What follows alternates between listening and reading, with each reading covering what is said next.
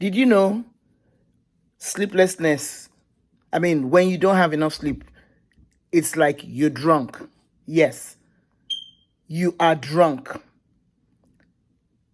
The greatest impediment people have, especially female physicians, is they don't get enough sleep. Yesterday was pretty rough for me because I had been on a trip, and prior to the trip, I was sleeping probably 4 hours or maybe three. I'd go to bed at midnight, and then by 4 a.m., I'm awake. And I thought nothing of it until yesterday afternoon when I took a nap. And when I took that nap, I woke up from the nap. All the aches and pains I had in my body literally was all gone. So I wasn't actually aching. I was exhausted. I was tired. Let me ask you this. How much sleep are you getting? I know. You only need 2 hours of sleep, but that's not true. Try sleeping at least 6 to 7 to 8 hours every single night and watch your productivity grow when you're awake. One of the things that I'm recognizing now is that in our culture, I'm talking about the culture of the Western world and the culture of medicine, Western medicine, we tend to think that we are superhuman. Did you know when you sleep, your body regenerates, your body rests, your body resets, your brain cells tend to have a time where they store things that you need to be stored accurately in files that are easily retrieved because you've had enough sleep. Sleeplessness is a malady. Yep, a malady. It's how do I call it? It's a crime against humanity. Why? First to yourself and to others around you. I want you to have a sleep diary. Do you know what a sleep diary means? Clock when you go to bed and clock when you wake up. Or you might get a watch that will do that for you. And see how much sleep you're getting. And then clock or record how many times you get frustrated, you get loud, you get short with people, and you might be able to find a relationship between how much you sleep and how much you are upset with other people. Because what I've noticed is your reaction and mine is not congruent with what happens to us. Let me say that again. Your reaction and mine oftentimes is not congruent with what happens to us. It's congruent with how we feel on the inside. When we get enough sleep, we are able to process anything that comes at us in a different manner than when we don't have enough sleep. I'm telling you, y'all, I am learning more and more that I need to prioritize my sleep. I need to take pit stops. I want to encourage you during your day to take short breaks. They're pit stops. Ever watch NASCAR racing? Those are high performance vehicles. Did you know that the vehicles do not actually have a problem when they stop, have the mechanics take off the tires, put oil, and all the numerous things that are done in speed time? It's because they need to be optimal, to have optimal performance all through the race. Let me ask you this. How many times in a day do you stop?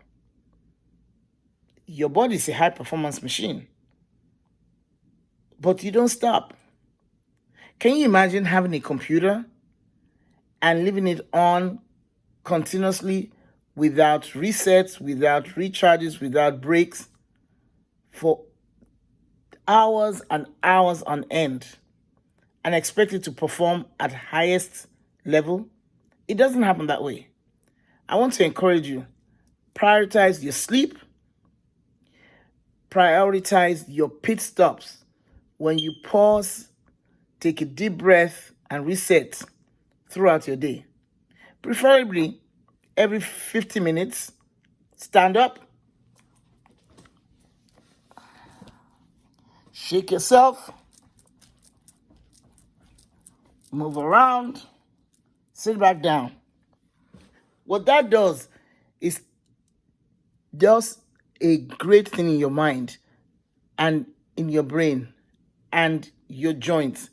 That reset recalibrates you so that you don't get exhausted like you would have if you didn't do this simple exercise that I just did with you. Another thing is when you take pit stops, you get your water in. The more water you drink, the better it is for your body, because your body is over 80% water. And many of us are dehydrated. Yep, we are not drinking enough fluids. We just go. But my emphasis today is about sleep. Take time to sleep. Take time to have pit stops. Because to be a well-oiled machine, follow the habits of high-performance racing. You're a high-performance person, are you not? Sleep is the number one thing that geniuses have used for centuries. It is said many of the geniuses of our century and of the previous century would take afternoon naps.